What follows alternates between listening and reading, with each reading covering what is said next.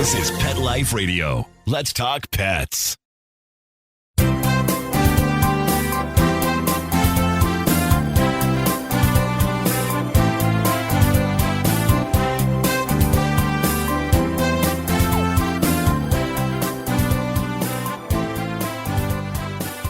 So welcome. You're live with Dr. Jeff Werber here on Pet Life Radio's Ask the Vets with Dr. Jeff, as well as my Instagram Live. We're going live today from Orlando, Florida at the VMX, and which is the Veterinary Meeting and Expo. Yeah, and it's a mouthful. this is part of the NAVC, North American Veterinary Conference, and we have a great guest today. And here with me is Dr. Dana Varble. Hi. And Dana is a veterinarian, and that's why Dr. Dana Varble. Of course. And she is Chief Veterinary Officer here at the VMX and NAVC. Correct. And yeah. Anyway, so when I'm here, I like to talk about stuff that's interesting for everybody. So I'm going to get right started. First of all, as you know, I like to peruse the news. Now, we are here live coming out of Orlando, so you can't call me, but you can drop me notes so we can get both of us in the picture. I'm going to wave as many of you as I can. And widescreen. So I may not see all your questions, but we have lots to talk about. So that's okay, because you're going to learn a lot and hopefully have some fun. So first of all, as you know, perusing the news, I like this one. And Dana's going to just chime in. We have some things to talk about. And this first one is something controversial. We already had a little conversation. So it's fun because, they say the difference of opinion is what makes horse racing. So FDA approved a new drug by Zoetis. It's called Silencia. It sounds like, coming from Los Angeles, everybody speaks Spanish, Silencia. So, shut up. So, treat arthritis pain in cats. The active ingredient, listen to this, it's a big word. It's Crunevetmab. Say it 10 times. Crunevetmab. And basically what it does is it binds to the nerve growth factor protein and blocks signals from that protein to the brain. So it blocks the pain signal, and which is great. So it's very innovative, very new. Yeah. And I think that's great. So we're having a talk about, this is where I get to sound a little cruel sometimes. And I talk to my clients about this. We know that when we hurt ourselves, we injure ourselves, we have a soft tissue injury, we have some pain, that even though we're going to take our NSAIDs, we're going to take our pain medication, we're going to take our Robaxin, we're still going to lie down and stay off of our leg or our back, whatever it is. Dogs don't know that. So what happens is, I find, is that sometimes it's not like I'm mean and cruel, not that I want it to be, of course we're going to treat excruciating pain, but if there's a little bit discomfort left, I think that's what keeps them honest. And Dana doesn't think so. Dana wants to keep them. She wants to drug them up. Well, no, you know what? I think about myself because I did sports growing up, and I'm still a very active person. So, and I'm not always the most coordinated person. And all of my colleagues in the back are laughing because I trip, I fall. I'm just sort of a silly person. And so I've had injuries, and I just think about when I've been injured, even though I'm taking, like you said, my NSAIDs, my other pain medication, whatever I'm doing at the time, I'm still sore. So even then, I still think I have enough pain to know, gosh, if I step on that, it's going to hurt still. So you stay off it. So anyway, you know your dogs. You're treating a dog for pain or a cat for pain, and with this new medication, for example. And it is, when I get my hand over the screen, guys, I'm not covering you up. I'm just saying I'm waving to you. So anyway, that if you see that you're having a tough time keeping them quiet, then you might want to talk to your vet, obviously. There may be something else you can add to it, maybe something to sedate them a little bit, and still you're controlling the pain, but they're doing better. Well, I think today we have so many more options, not just for pain, but like what you talked about, sedation, but some of them are really just to decrease anxiety and make them a little quieter nowadays. That can so help. They're not as knocked out, which is nice because I know, like if I have big dogs, you've seen pictures of my dog, he's huge. If he's too sedate, I can't pick him up. He weighs 120 pounds. I can't move him. Right. So for us, it's more about him being quiet, not sedate. Right.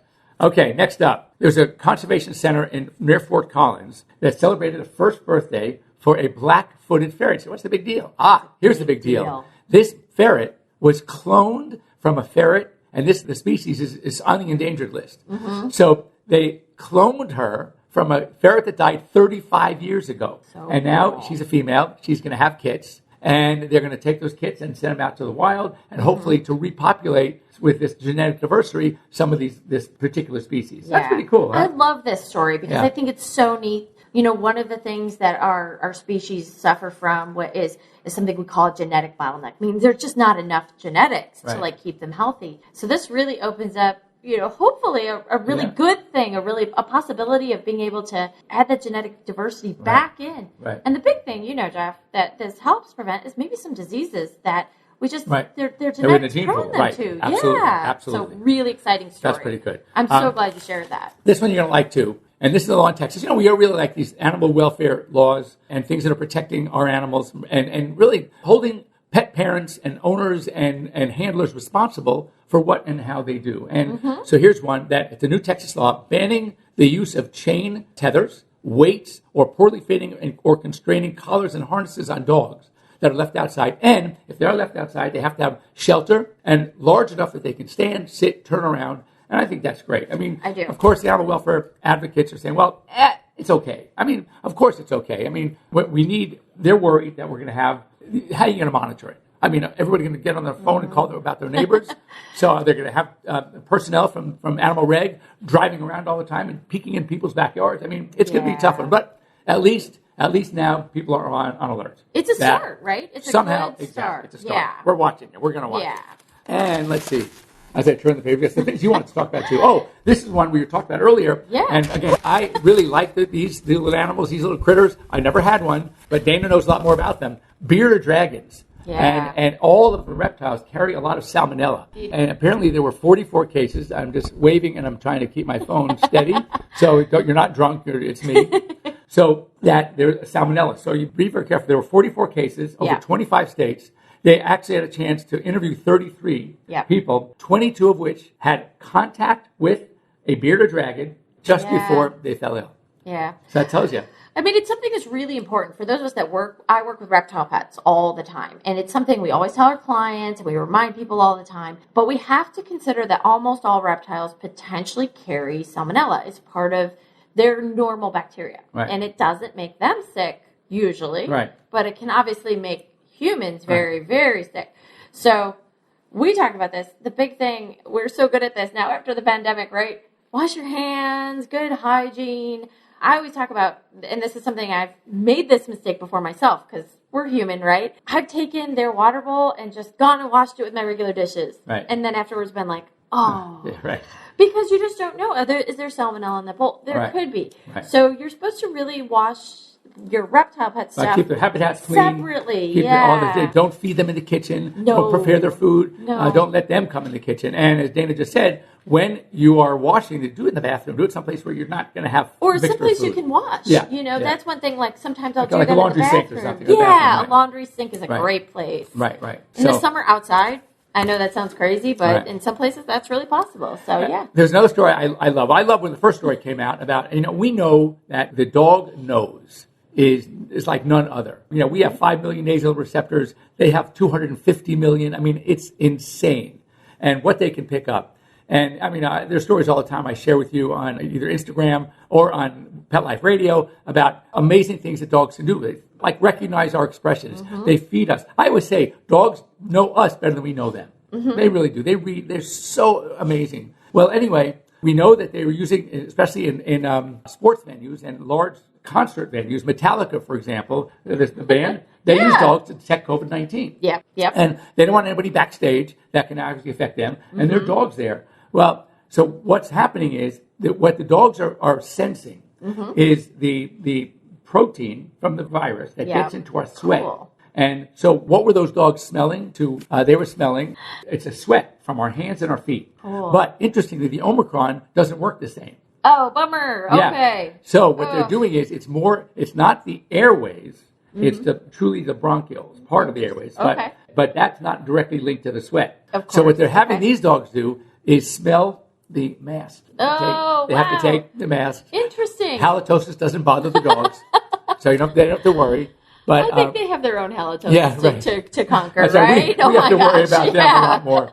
And trust me, for a guy who gets licked in the face by zillions, I know. I think I'm immune to it by now. I think people say, "Oh my God, his breath is terrible." I go, "I don't smell anything." It's like dog to me, right? And you're so used to it, yeah. So anyway, I always say veterinarians. Luckily, it seems like collectively we have a very poor sense of smell, which is a good thing. Which is a good thing, yes. Yep. So. Except for anal glands. But anyway, that still gets me. I can walk into a room, yeah. Fair enough, yeah. So, but anyway, so what they're doing is, but the interesting thing is the dogs still can sense it, even with the Omicron variant. Oh, So that's pretty cool. Good. So there were some things that I know we spoke about earlier that we want to talk about that, again, Dana coming as a chief veterinary officer, coming from a little bit more the science end of it. But these things I feel are very interesting. So you know that we treat cancer with radiation. I know when my mom had her brain cancer, they were using what we call stereotactic radiation, where they can take that radiation beam and put it exactly where it needs to go. Isn't that cool? But it's amazing. And anyway, now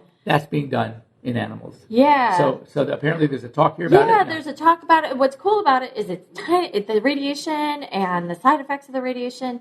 Doses go down. It's easier for pets. It's easier for their owners, the folks that love them, to actually get this treatment now. So what a cool thing. So basically, by being able to direct the beam directly at the mass, you're not getting scatter. It's so focused, and I think that's really, really cool. And again, we talk about safety issues. Absolutely. It's safer for the animals, and it's safer for those around. Safer for us, too. Safer for the folks that are treating them, which is awesome. Another thing that, again, we sort of don't put a lot of attention in, we haven't, and now it's becoming more of an issue because it's being done by, as we like to say now, veterinary nurses. We should talk about that. What is going on here at NABC? Well, we're really excited because we have some big announcements coming up that we're really, really focused on making sure that you guys understand what veterinary nurses, veterinary technicians do. Right. That it is a profession, that they had to go to school, that they have a ton of experience, that they have a ton of expertise. It's like an RN. It is. Right. Yeah, we really want to position them. They are the RNs for animals. Right. Yeah. And the interesting is they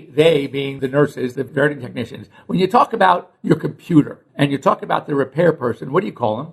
A technician. Yeah. So there's a lot of talk within the industry. Wait a second. The veterinarian, we're doctors, just like the human doctors, and the dentists, we're doctors. Why are the nurses called technicians? Yeah. Where they're doing the same thing. It's an old term. I mean, but I understand too. I mean, some of our veterinary technicians worked really, really hard to get their titles and their credentials, absolutely. And that's awesome. But when you say veterinary nurse, everyone understands gets it. They get it, right? 100% They get it. it. Yeah. Right. So we know what nurses do. Right. So I'm going to wave to a few of you. Oh, by the way, thanks for joining me. Now, I'm not, because my phone, so I can get me and Dana here, it's sort of angled differently. I can't see any of your questions, so I will review this afterwards and obviously get back to you, or you can always get a hold of me directly to talk about anything you want me to talk about. As you know how to find me, Werbs_DVM. Just put in Dr. Jeff Werber. It'll come. Trust me. All right, next up. So what we're talking about nurses, apparently now neonatal care for puppies and kittens is becoming something we never thought about this. We do. I know. And now it's really... We just kind of... Dogs and kittens have puppies. Yeah. And we just kind of did this, right? We hope for the best. Right, yeah. Right. But especially, because we are paying more attention. So, again, those puppies and kittens that are born, we really do need our veterinary nurses to be super educated on how to take care of them because we want that great neonatal care so that they can make it and be all our wonderful pets. Think about this. As you know, I do a lot of French Bulldogs. I see hundreds of Frenchies in my practice, and most Frenchies also need to have C-sections. Yes. And again, working with a veterinary nurse, veterinary tech, who understands what to do, because there I am, I'm pulling the... I mean, I've hands delivered, are full. Yeah, Our I've hands delivered, are full. Some litters as much as 10 puppies. Yeah. And they have to know how to get these, how to check them out, how to get them breathing, how to do the rocking. Scoop. Right, the scoop, exactly. Like I say, it's like an underhanded softball thing. And how to hold them, and this is not something... How to get them heat and nutrition, and do they need it right away? And so their education... in that area means so much to us, because then we don't have to worry, right? And again, in a lot of states, for example, or RVTs right now, registered veterinary technicians, like back home, I can be finishing a major surgery. I'm waiting for my next one. They're bugging me, Doc, we got to get going, right? He's under anesthesia. I can have my technician close the wound, close the skin. Yep. They're allowed to do it in California. Absolutely. How about dental extractions? They're allowed to do it in California. Mm-hmm. So we rely so much on them. As long as we're right there. Yep. We have to be what they call under direct supervision. Absolutely. And yet they're so talented. And quite frankly, when I started as a veterinary nurse technician, way back, right? What we were doing, we were cleaning cages, doing fecals, giving shots, not even giving shots, preparing the injections, right? Yeah.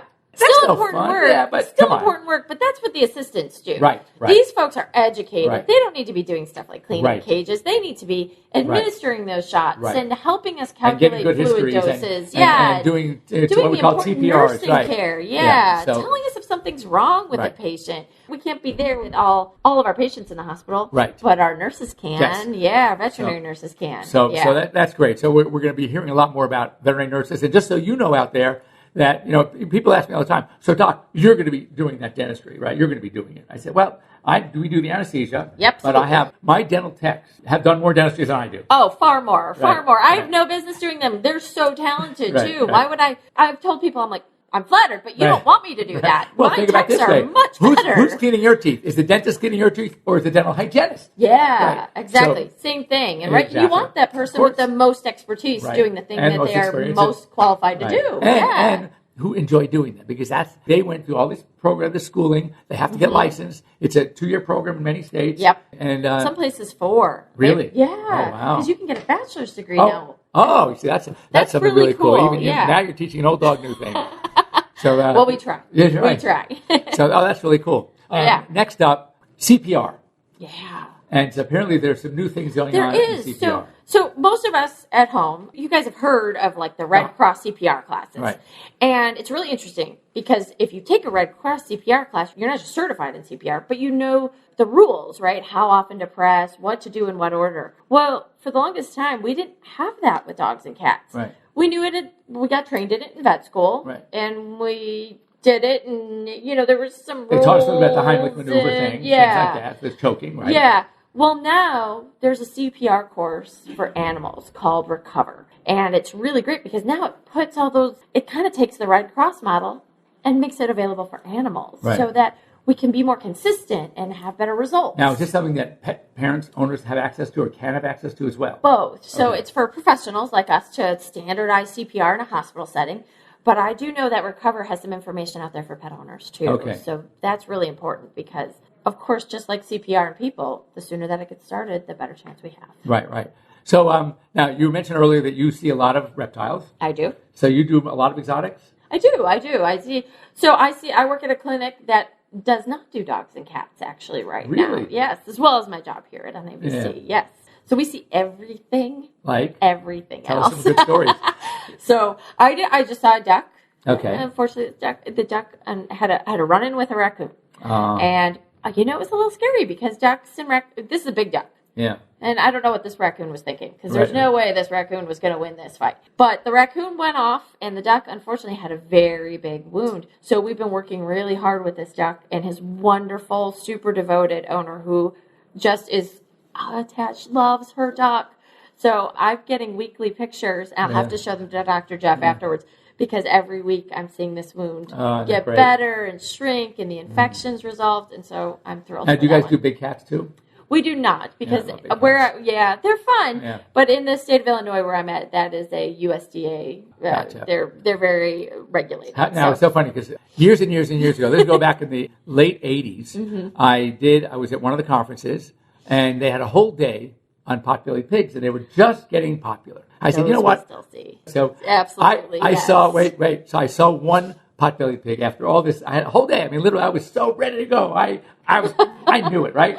So one comes in, and it was a Latin family in Los Angeles. They also had a dog I took care of. Right. And I saw the pot-bellied pig. It was really cute, fun. Anyway, about a year goes by, maybe a year and a half. Okay. And I'm sitting there with the dog. And I finally said, whatever happened to that pot-bellied pig? Oh, hell, Doc, he got way too big. Oh, no. We ate it. Oh my goodness. No, I've not seen that. Oh, my gosh. Your pet? No. But I guess for a large animal, we know. I was going to say, that sounds like a large animal. I don't see any of my pot-bellied pig owners who love and adore their pets going that route. My oldest daughter, Ronna, just 8 months ago, got a mini golden doodle. Oh, this thing is the cutest thing on the planet. A mini. It was so cute. I should post the pictures. Well, that mini doodle who was just in the other day, right, 8 months old, is 50, I know what he's going to say. 46 pounds. Not as many as she was hoping. Right, huh? and he's as tall as my yellow lab. Oh, boy. And he's not done growing yet. Oh, no. That's just the beginning. So cute. That does happen with some pot-bellied pigs quite a bit. But you have to understand, when you think of genes, okay, you have these crosses. All right, and you have a lot of doodle crosses, but you have a golden. I had a Labradoodle. I was one of the first. He passed about 6-7 years ago, and I had him before. I had him 20 years ago. Good old Pierce. But when the genes come from the parents, it's not like they blend each gene. No, you're going to get that gene from that, then you're going to get that gene, and you never know. Never know. Yeah. Well, clearly, the growth gene came from a golden retriever. So sometimes they do, right? Sometimes they do. They're and when you have like what we call F1, which is the first generation, it's that whole gene. And anyway, look, he is so much fun and he's so cute. That's all that matters. But that's all that matters. And the kids, my grandkids love him, and he's so sweet. But no, so when you talk about these dogs, these animals that can get too big, that's why. I mean, I don't know. How did they breed originally populate pigs? Did they breed them down? Well, they're a smaller version of a pig, and in other countries they tend to have smaller pigs than we have in the U.S. Right. So it's been a combination of things that have bred down the genetics of these pigs to be quite small. So most of the ones that we see are actually well into their generations. And typically, when we say pot-bellied or mini pigs, I'll preface this. Mini pigs are still usually 60, 70 pounds. They're not tiny pigs, but they're still quite small, manageable. And how about the mini horses? I do not see those. Those go with their horse vats. Thank goodness. Yes. I joke. This is a bad joke. They're a horse of a different color. So that's not what we see. But, so I don't really do exotics. I mean, I was, you learn about it in vet school. Of course. I have two of my classmates that are zoo vets right now. Wonderful. But the greatest case I had, actually, I mean, it didn't turn out well once we found out what it was, but doing it was great. And that was, I got to work on, the huge goldfish, right? The koi. The koi. Yes. So, beautiful and koi creatures. And very expensive. Very expensive, So here's this koi. It was brought to me. I said, a koi? Yeah. It had a mass. And no one knew it. So I read up on it. It was really cool when I think about what I did. You know what? I don't even know if it was right or wrong, but it worked. And that is, so good. I took, when you go to a restaurant and they're bussing your table? Yeah. Okay. They have those big gray, Bins. So we filled it with water up halfway, took the anesthetic gas and put it into the water. That's one way to do it, And put this fish in the water. Yep. We then had to pluck. It's really hard to cut through the scales. So we had to pluck the scales and enough that I could make an incision. Made an incision and found out, unfortunately, that this fish had a tumor in its liver. All right. I removed the lobe of the liver, sewed up the fish. Yep. All right. And it lived. I mean, we knew, but it lived for like another month. Good. But that was pretty cool. You know what? I just did surgery on one of my own fish last year. Did you really? Yeah, for the same thing. Yeah, we did a tumor removal on one of my cichlid fish. Really? So yeah. And the fun thing about that is I work in a clinic with a very small CT machine. So not only did I get to do surgery, I actually have a CT of my own fish. That is so cool. It was really fun because I got to plan the surgery better because of that additional information. Right. Yeah, it was really fun. Well, they were talking about now. I reported on this a couple of weeks ago about doing CTs now prior to some of these surgeries. And what they did was they did a CT. They were doing 3D. So the copying, what do they call it? With the where they do now models. Oh yeah, they could create a 3D model. Right. Cool. Yeah. And they use that, and by doing CTs and seeing, they were able to measure how fast this animal was. A young dog, or was a wild animal, was an animal, was growing. Cool. It was a calf, I think. Okay. And then they were fitting it with this 3D model. Oh, neat. And it was That so is cool. so cool. Yeah. And who knew we would be able to do that? Oh, in a regular well, the clinic? whole thing 3D. I mean, you know what they're talking about now? They're talking about being able to remanufacture organs. Oh, I know. Isn't that crazy? And you of course saw the pig transplant to human. Right. Yeah. Who knew, right? Mind blown. Yeah. Well, they use that also, even pig valves. Yes, pig valves for people. heart surgery. Yeah. No, so that stuff is amazing. I had a really cool case to share. I'm going to post pictures. Unfortunately, it was such an emergency that I really didn't get to do. I mean, I wasn't thinking at the time I should get a pre-picture of this. Oh, all right. We all forget when it's really fun. Right. We get so involved. Oh my God. You forget, right? Oh, so anyway, it was a Frenchie came in, HBC, hit by a car, and had a proptost eye. That means his eye, besides having some beat up around the face, it hit him in the head. His eye was literally popped out. Oh, ouch. And that's an emergency. You got to get to it really quickly because you have a number of things to be concerned about, and you don't know, unfortunately, right away. And that is, number one is the optic nerve, and number two are the orbicularis muscles, which control the eye going right, left, up, down. So you have to reduce it as fast as you can. Very tough to do sometimes. Plus, because the lid now is cinched behind the eye. Swollen, you gotta, and it gets swollen. Uncomfortable. Right. So anyway, I was able to reduce it, and I did a third eyelid flap. Yep. And then a temporary tarsorrhaphy. So you take the third eyelid, you hold it up, all right, you sew it up, then you close the lid, which is called the temporary tarsorrhaphy. You leave a little bit of the inside open at the medial canthus so you can still administer the drugs. Yeah. And the dog just came in after a week. I'm not taking the stitches out yet. It's unbelievable. Good. The eye, you can see, is moving around behind the lid. Oh, that's the best, isn't it? So we don't know if we have vision yet, but at least it'll healed. keep its eye. Yeah. It'll keep its eye. Those can be really satisfying. Oh my God, those are the best. One of my favorite cases was actually one of those, and part of it was that it was just like you could see it was healing, it was successful. But I'm not gonna lie, part of it was because it was a Chihuahua named Pickles, and I just loved him. I just loved his name. It was awesome. I'm like, who has a Chihuahua named Pickles? It was great. So it's so cool. When you do those kind of surgeries, you see the result. It is so rewarding. As a veterinarian, it's so rewarding. You know, I remember I had because I see a lot of bulldogs, I do cleft palate surgery. Mm-hmm. And, you know, when you have the split lip, and and I have pre and post pictures also that I have. Cool. Those are fun. Oh, it is so much fun. So rewarding, right? And when you think about literally where you can see a result, and it is like you said, it's so rewarding. You know, put these animals back together and do great. So I'm going to put the phone this way for a second because I want to see if there are any questions that we can really talk about. I waved at a lot of people. Hello, hello, hello. I got my sister there. I got my other sister there. Okay. Look. So this one was training CPR. My groomers held the class with the Red Cross. That's great. Awesome. We love that. Very cool. Yes, we are trying with that story about the. I was going to say, great. I think somebody's just excited that we're doing more for those newborn puppies and kittens. New York Yankee. Thank you. Should be called veterinary nurses. No, I agree because when you tell a pet parent about, well, I'm going to have my techs do it, they go, but no, I don't need to fix your computer. Well, I need to work on my animal. I need you to work on my animal. Yeah. And nurses really, really do say it's just people. And everyone knows what a nurse does and gets it, right? Okay. I love when other vets join me. Thanks, guys. You need to become a vet to study zoology. Just hearing you guys speak about it motivates me. That's great. Isn't it? I studied zoology. Well, keep going. I was a zone major. I was a zone major. That's the way to go. You know, when I think about it. I'm just leaning because I'm so excited. Yeah. So, I was a zone major. In fact, when I was at Berkeley as an undergrad, they don't have zone anymore. They just incorporate into biology. Yeah. But I was like one of the last few zone majors coming out of Berkeley. But I will tell you that, and I'm hoping that Dana shares this sentiment, and that is that, and I tell people this all the time, whatever their profession is, if you can find something to do that you don't consider it work, it's your vocation and your avocation at the same time. Yeah.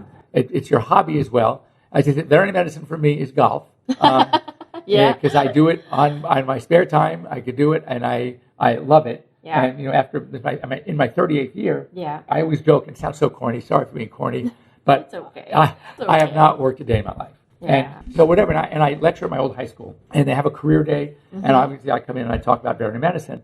And, you know, I will say that I tell the students, I used to glorify veterinary medicine, and it deserves to be glorified. However, you know, good for the goose, not always good for the gander. So we're still here. We're still here. So, and that is that I realized from the number of, I don't know, you touched anyone from your high school class? I do a lot. So, how many future veterinarians came out of your high school? Do you know? Oh, I'd have to think back. For sure me. Oh, right. Because I already knew. Right. I was one of those. I can't recall. Right. So from my older sister to my youngest brother, all right, Scan, from starting high school in 66 to graduating my little brother in 75, there were 4 veterinarians. Yeah. Out of a couple of thousands of students. Right. Yeah. So, you know, the truth is, even though a lot of kids want to be veterinarians, the reality is when you find out how much work, how much time, how much work you have to put in before you even apply to vet school, how many hours you have to have. It's a lot. It's a lot. You know? But it's a career of passion, right? Exactly. It's you do it because you want to be a veterinarian. There's no other reason to do it. That's the reason. Right. Yeah. So I now let them know that I'm going to be equally as satisfied at the end of our session today if I talk you out of veterinary medicine as much as I talk you into it. Because I don't want them to learn about how tough it is and to give it up after they've done all this work, gotten to college, then find out they have to get pretty much straight A's. Yeah. Right? And it's really tough to get to vet school. And then say, I can't do this. If I wanted to learn now. Yeah. As when you're 17 or 18. And there's something else that you love. There's so many great, there's so many great options. So when we see someone who says, this is your dream to become a vet and study zoo, yes, go for it. It's a lot of work. Check it out, check it out. But Yep. it is doable. Clearly, it's doable because you got two sitting right here. Absolutely.